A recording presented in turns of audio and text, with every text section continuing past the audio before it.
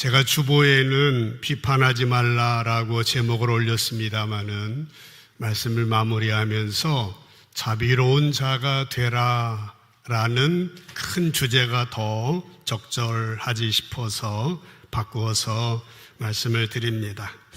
지난주에 우리는 누가복음에 나오는 평지수훈, 천국 시민의 생활 헌장이 기록되어 있는 마태복음 8장의 팔복장의 내용과 비슷한 누가복음 평지수훈 가운데에서 사복사화의 메시지를 살펴본 바가 있습니다. 사복사화에 이어지는 메시지가 지난주에 보았던 원수를 사랑하고 선대하라고 하는 메시지였습니다. 참 어려운 일입니다. 원수를 어떻게 사랑합니까? 선대합니까? 그러나 천국 시민은 이래야 된다라고 하는 겁니다. 아무것도 바라지 말고 구워줘라. 그리하면 너의 상이 클 것이요 하나님의 아들이라 일컬음을 받게 될 것이다 라고 하는 말씀입니다.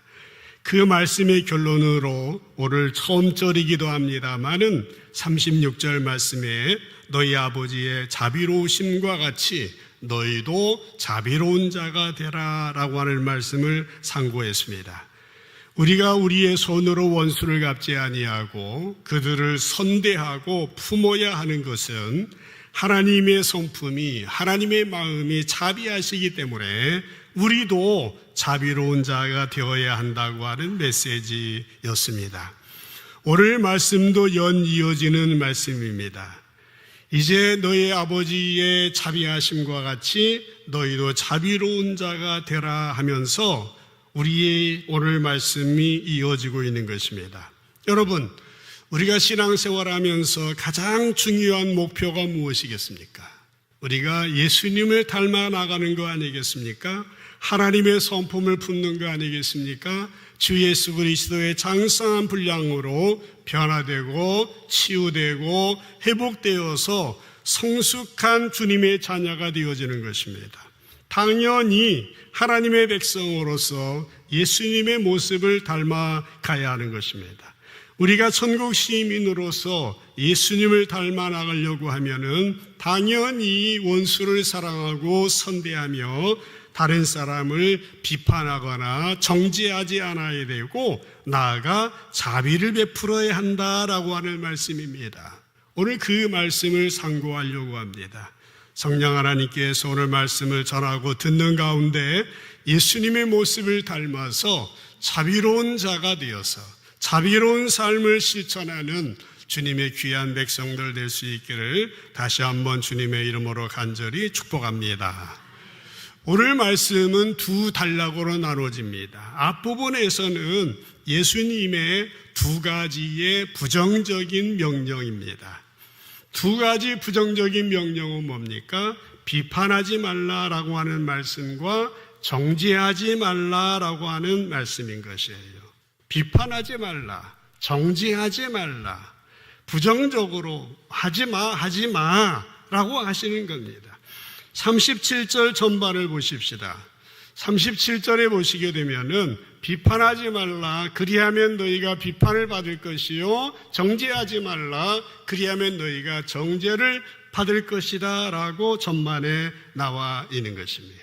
비판하지 말라, 이 말은요 크리노라고 하는 헬라 말을 사용하는데 심판한다는 얘기예요. 판단한다라고 하는 그런 의미입니다. 그러니까 예수님은 천국 시민으로서 자비로운 삶을 살기 위해서 첫 번째 하지 않아야 될 것은 비판하지 않는 겁니다. 심판하지 않는 겁니다. 판단하지 않는 겁니다. 왜 그래요? 이건 하나님이 하실 영역이기 때문에 인간은 그렇게 하면 안 된다라고 하는 겁니다.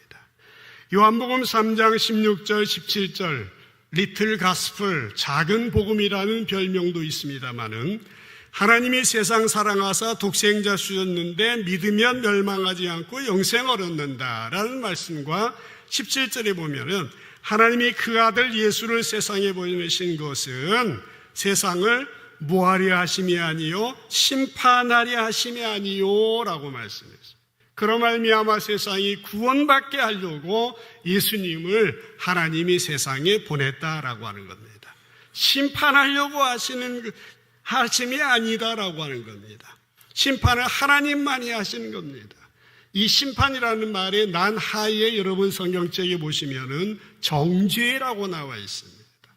정죄하지 아니하려 하심이요 비판하지 아니하려 하심이다라고 하는 사실인 것입니다. 그러니까 심판한다는 말은 비판한다, 정죄한다는 말과 동일한 단어인 것입니다. 그런데 여러분, 하나님만이 하실 수 있는 심판과 비판과 정죄를 어떻게 인간이 해서 되겠습니까? 그래서 예수님은 우리들에게 하나님 나라 백성으로서 비판하지 말고 정죄하지 말고 심판하지 말라라고 말하고 있습니다. 두 번째 부정적인 명령은 동일합니다. 정죄하지 말라라고 하는 것입니다. 정죄하지 말라. 37절 전반 다시 보면 뒷부분에 그렇게 나왔죠. 정죄하지 말라. 그러면 너희가 정죄를 받는다. 이 정죄하다라고 하는 말은 헬라어로 카타디카조라고 하는 단어를 쓰는데 이 단어는 조금 어렵습니다. 완전히 의로운 것대로 선고하는 겁니다. 완전히 의로운. 이건 뭐예요? 하나님이시잖아요. 여러분, 인간이 완전히 의로운 삶을 살 수 있습니까? 인간이 완전히 의로운 것을 생각할 수 있습니까? 이것은 모두 하나님께 속한 영역입니다. 그래서 인간된 우리들에게 정죄하지 말라는 거예요. 비판하지 말라고 하는 거예요. 정죄하지 말라는 겁니다. 이것은 모두 하나님에게 속한 것이에요. 우리가 그렇게 한다고 하면은 하나님의 영역을 넘어선 겁니다. 월권한 거다라고 하는 말씀인 것입니다. 우리가 하나님께서 하셔야 할 일을 우리가 가로채서 하면 안 됩니다. 창조주의 권리를 빼앗는 것이에요. 그것은 팔이나 무기가 우리의 권리를 빼앗는 것보다 수억 갑절 심한 일입니다. 그래서 하지 말라라고 말씀하고 있습니다. 그럼 여러분들이 이해하실지도 모르겠어요. 분명히 알아야 될 것이 있다고 한다면은 분명히 우리는 비판하지 말고 정죄하지 말고 심판하지 않아야 되는데 이 말은 무슨 말이냐? 분별하지 말라고 하는 말은 아니다라고 하는 것입니다. 분별은 해야 된다는 거예요.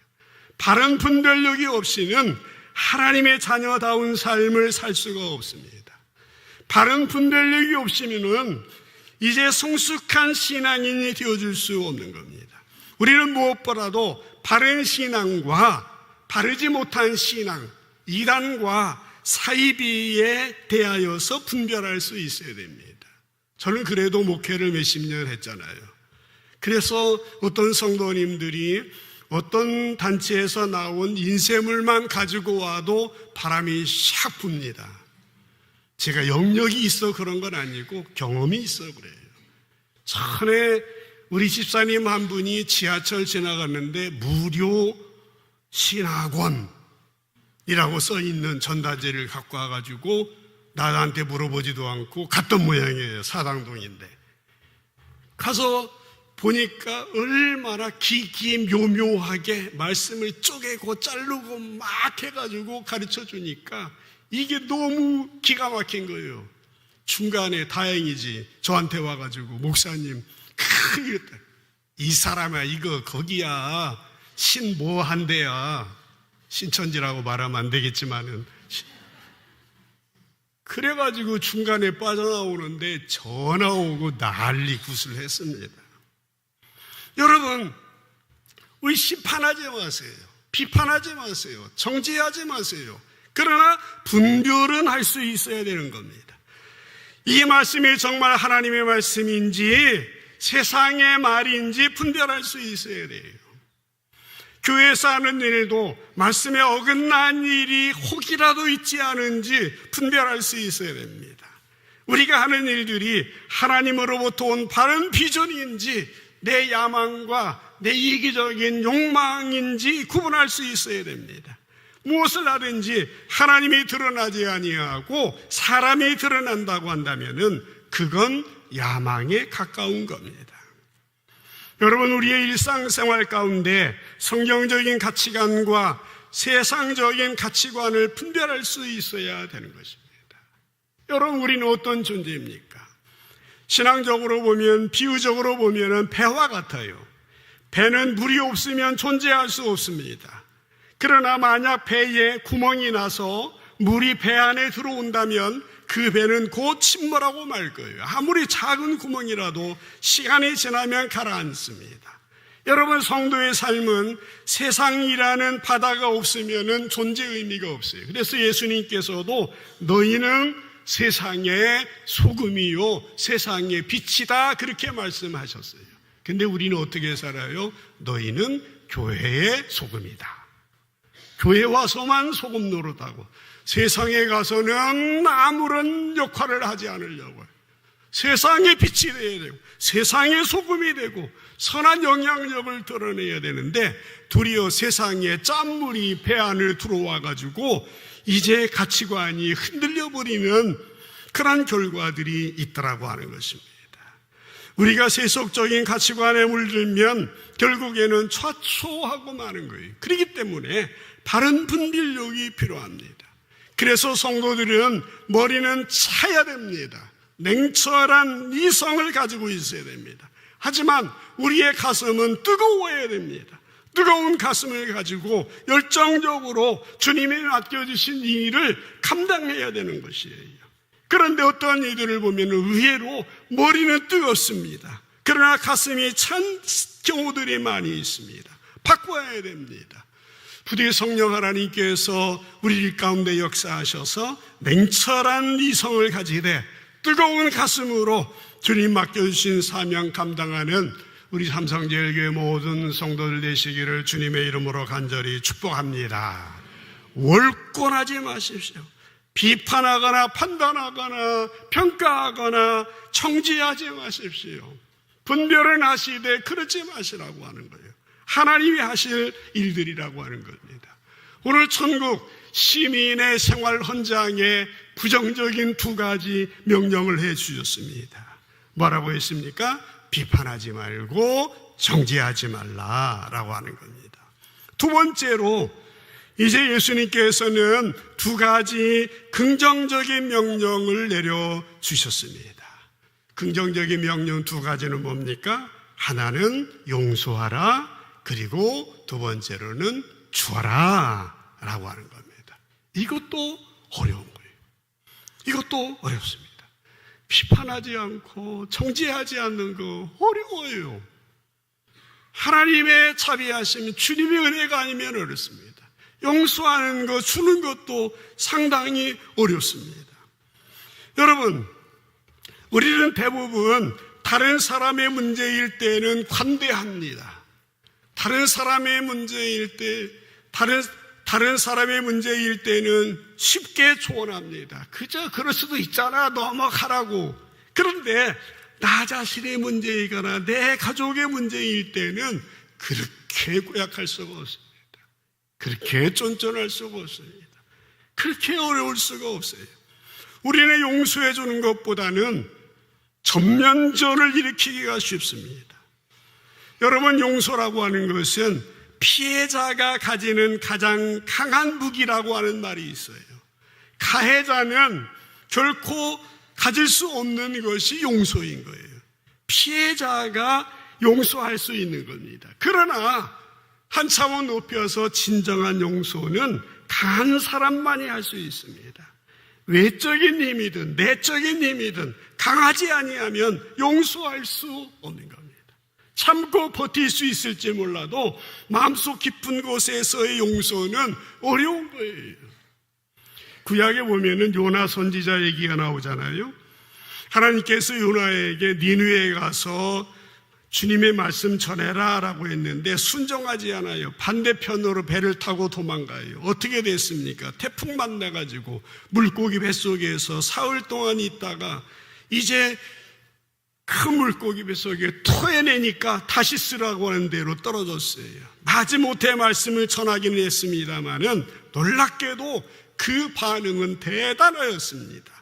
요나가 말씀을 전하니까 그 도시 모든 사람들은 왕으로부터 모든 백성들까지 이제 죄를 무릅쓰고 베옷을 입고 회개합니다. 여러분, 이것을 본 요나는 어떻게 해야 됐습니까?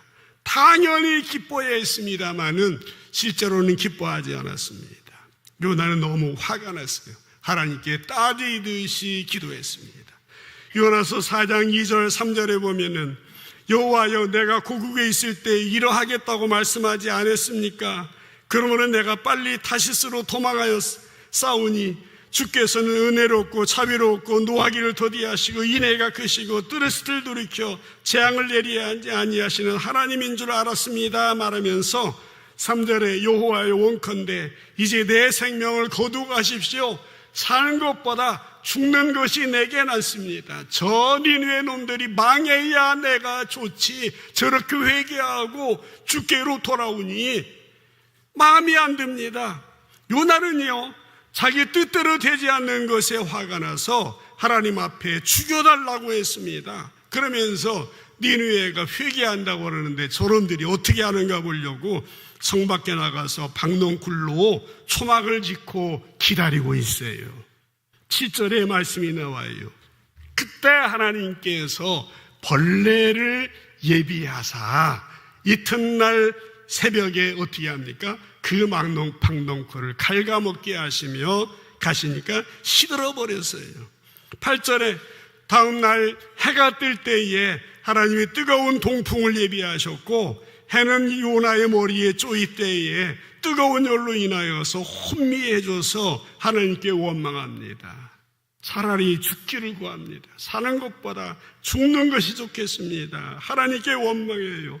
이때 9절에 보면 하나님이 요나에게 질문하십니다. 내가 박농쿨 때문에 성내는 것이 옳은 일이냐? 요나는 어이없게도 이렇게 대답합니다. 내가 성내어 죽기까지 할지라도 옳은 일이다. 용서를 몰라요. 자기를 모르는 겁니다. 이때 하나님께서는 10절 11절 요나서의 맨 마지막 절입니다마는 이렇게 반문하십니다. 너는 수고도 않고 재배도 하는 하룻밤에 났다 하룻밤에 시드는 박농쿨도 아끼지 않느냐? 하물며 이 큰 성읍 니느웨에 좌우 분별하지 못하는 자가 12만 명이나 되는데 내가 아끼는 것이 옳지 않으냐? 내가 용서해 주는 것이 옳지 않느냐? 내가 저들을 품어주는 것이 옳지 않느냐? 요나서는 하나님의 이 질문과 함께 마무리되어지고 있습니다. 그 이후 요나의 대답은 나타나지 않습니다. 여러분, 우리 인간이라는 존재들이 이렇습니다. 요나는 니느웨 사람들이 구원받는 것이 보고 싶지 않았습니다. 물론 나름대로 이가 있었습니다. 니느웨가 얼마나 이스라엘을 괴롭혔겠게요. 잔인한 사람들이었습니다. 끊임없이 괴롭히는 원수들이었습니다. 그래서 니느웨는 하나님이 행한 대로 그 행한 대로 하나님이 심판하셔야 된다고 확신했습니다. 그는 결코 용서할 수 없었습니다. 그래서 니느웨에 가라는 하나님의 명령도 순종하지 않았습니다. 니느웨 사람들이 다른 사람에게 고통을 준 만큼 고통받는 것이 마땅하다고 생각한 거예요. 우리가 요나였다면 우리들도 요나와 크게 다르지 않을 겁니다. 여러분, 용서하라고 주님 말씀하고 있습니다. 천국 시민들이 용서하라고. 우리가 진정으로 용서할 수 있기 위해서는 내 힘이나 내 결단으로 어렵습니다. 주님의 은혜가 필요합니다. 크신 주님 안에 있을 때 가능한 것입니다. 나는 할 수 없지만 내게 능력 주시는 주님 안에 거함으로 말미암아 성령의 능력으로, 말씀의 능력으로, 공동체 안에서 믿음으로 실천하고 실천함으로 말미암아 하나님 나라 천국 시민의 복을 누리는 여러분 되기를 주님의 이름으로 축복합니다. 또 한 가지 긍정적인 명령은 주라라고 하는 명령입니다. 주라. 이것도 어려워요. 용서도 어렵지만 주는 것도 어렵습니다. 38절을 보시죠. 주라, 그리하면 너희에게 줄 것이니 곧 후회되어 누르고 흔들어 넘치도록 하여 너희에게 안겨주리라. 이 말을 얼마나 좋은지 몰라요. 주라고 하는 말은 별로야. 근데 그 다음 그리하면 막 이거 읽을 때는 막 신나가지고 막 힘주면서, 여러분, 우리는 주라고 하는 것보다 뒤에 있는 것에 더 관심이 많습니다. 마태복음 6장 33절에도 비슷한 예가 있죠. 그런즉 너희는 먼저 그의 나라와 그의 의를 구하라. 이게 중요한 거예요. 근데 우리의 관심은 어디 있어요? 그리하면 이 모든 것을 너에게 더하시라. 저도 성도들 축복 기도할 때 뒷부분에 막 세게 하면 성도들이 아멘 막 그럽니다. 이게 문제가 있는 거예요. 여러분, 앞에 있는 것, 즉 주는 것과 하나님 나라와 그의 의를 신실히 구하는 것을 통해서 하나님께서 풍성하게 채워주시는 것을 경험하는 것이 진짜 신앙이에요. 그런데 뒤에 있는 것에 목적을 두고 앞에 것을 행하는 것은 신앙이 아니에요. 그것은 뭐라고 할 수 있을까요? 계산 속이에요. 투자하는 거야. 투자하는 거. 여러분, 이런 일이 얼마나 많은지 몰라요. 보통 교회에서 선교하면 교회가 부흥한다 그럽니다. 근데 자립하는 교회 치고 다 선교합니다. 그러나 다 부흥되는 건 아니에요. 어떤 교회는 제자 훈련하면 교회가 부흥한다고 그래요. 신자들이 성숙한다고 그래요. 그러나 제자 훈련하지 않는 교회는 없어요. 도리어 제자 훈련하다가 중도에 포기하는, 맞지 않는 그런 경우도 있어요. 우리가요, 하나님의 뜻을 구하고 먼저 그의 나라와 그의 의를 구하고 그것을 행하려고 몸부림치다 보니까 어떤 교회는 선교도 많이 하고 제자훈련도 많이 하고 철야기도도 하고 새벽기도도 하고, 그렇게 하다 보니까 교회가 부흥된 것이고 신자들이 신앙이 성숙한 것이지, 교회 부흥해야지, 그럼 이렇게 해야지 아니에요. 그건 투자예요, 투자. 그것은 신앙생활의 본말이 전도가 된 거예요. 여러분, 목적이 부흥이 되면 교회에 많은 문제가 생기는 거예요. 그래서 우리가 먼저 주님의 나라를 구하고 주님의 의를 구할 때에 그 외의 모든 것을 축복으로 받는 것이에요. 그 믿음이 우리의 신앙생활 가운데 일어날 수 있게 되기를 주님의 이름으로 축복합니다. 조금 쉽게 개인적으로 적용해 보시죠. 어떤 분이 주식을 해요. 이 주식, 근데 내가 믿음은 아닌데 믿음이라고 착각하고 오해하고 미리 11조를 100만 원을 드려요. 그 다음에 주식을 사니까 주식 가격이 올라가지고 1000만 원을 벌었어요. 믿음이 좋은 거예요? 이것을 믿음이라고 말할 수 없어요. 만약에 그분이 돈을 벌었다면 그 사람은 틀림없이 주식을 보는 안목이 있는 사람이에요. 안목이 없는데도 어쩌다가 돈을 벌었다면은 다음에도 그렇게 하면은 결국 틀림없이 큰 손해를 보게 돼요. 어쩌다가 된 거지 11조 해가지고 된 게 아니에요. 학생들도 그래요. 열심히 성경 읽고 기도하고 시험 봤더니 성적이 잘 나와. 좋은 대학에 갔어. 여러분, 그것은 믿음이 좋아서 간 것이 아니라 공부를 열심히 했기 때문에 간 거예요. 만약 믿음으로 성적이 좋아지고 믿음으로 대학 간다면 뭐더러 학교가 기도원 가든지 가서 으쌰으쌰만 하면 되는 거지. 그래서 우리의 신앙이라는 것은 먼저 할 것과 나중에 할 것을 구분 잘 지어야 된다고 하는 것입니다. 사랑하는 성도 여러분, 우리가 신앙생활에서 우리 교회도 70년이라고 하는 그 기간을 보내왔습니다.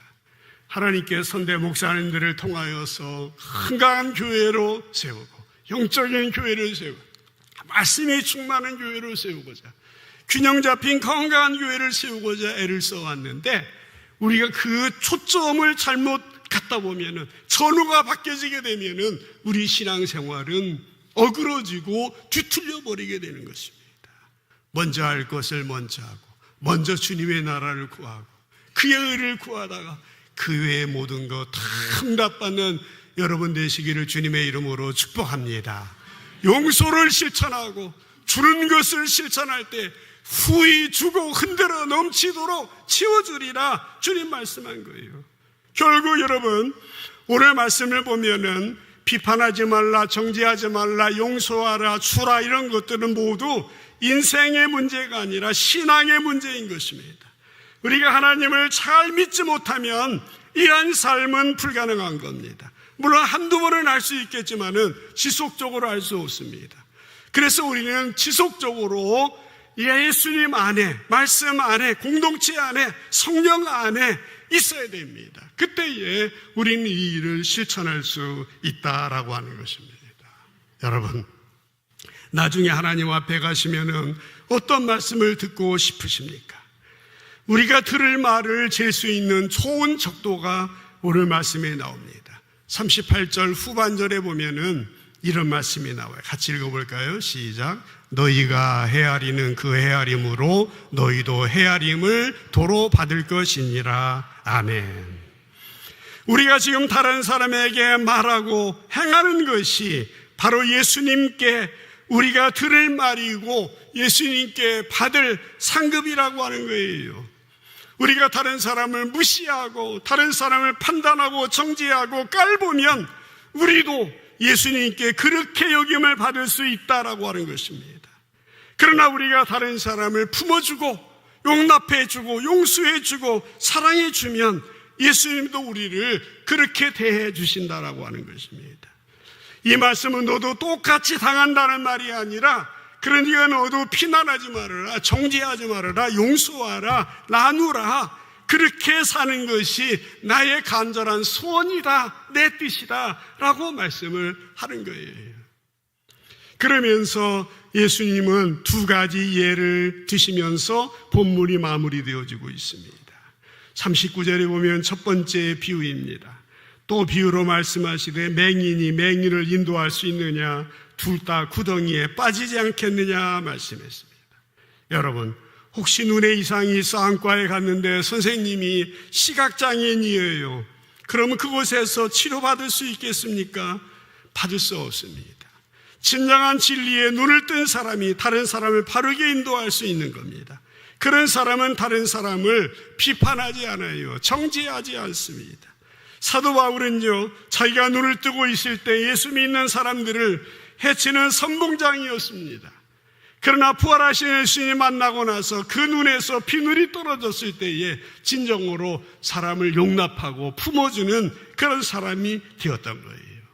또 하나의 예는 41절 42절에 나와요. 어찌하여 형제 눈 속에 있는 티는 보고 내 눈 속에 있는 들보를 깨닫지 못하느냐. 42절에 너는 내 눈 속에 있는 들보를 보지 못하면서 형제에게 내 눈 속에 있는 티를 빼게 하라 할 수 있느냐. 외식하는 자여, 먼저 내 눈 속에 들보를 빼라. 그 후에야 밝히 보고 형제 눈 속에 있는 티를 빼리라 말씀하고 있는 것입니다. 그렇습니다, 여러분. 우리가 나의 심판이나 나의 정죄함으로 상대방이 결코 변화되지 않습니다. 도리어 감정만 쌓이고 복수심만 쌓이는 겁니다. 그래서 성경은 사람의 티를 생각하지 말고 먼저 내 들보를 빼라는 거예요. 우리 안에 있는 들보를 제거하면 티가 있어서 고생하던 사람이 나의 그런 모습을 보고 감격하여 울다가 티가 눈물에 섞여 자연히 빠져나오게 된다는 것입니다. 이것이 성경적인 방법이라고 하는 사실입니다. 오늘 주님께서는 36절에 말씀하십니다. 너의 아버지의 자비로우심과 같이 너희도 자비로운 자가 되라. 같이 한번 읽어볼게요. 시작. 너희 아버지의 자비로우심 같이 너희도 자비로운 자가 되라. 아멘. 우리가 다른 사람을 비판하지 아니하고 정죄하지 아니하고 용서하고 나누는 것은 하나님께서 그러신 분이기 때문에 우리는 그분의 자녀이기 때문에 그렇게 해야 되는 것이에요. 여러분, 하나님이 비판하지 아니고 정죄하지 않는 사람 우리가 그렇게 하면 돼요. 하나님이 기회를 주시고 고쳐서 사용하시려고 그러는데 우리가 정죄하면 되겠습니까? 여러분, 예수님이 공생의 기간 가운데 가룟 유다와 사도 바울, 사울 중에 누가 더 괜찮아 보이고 누가 더 하나님이 크게 쓰실 것 같습니까? 그때 보면은 누구인지 몰라요.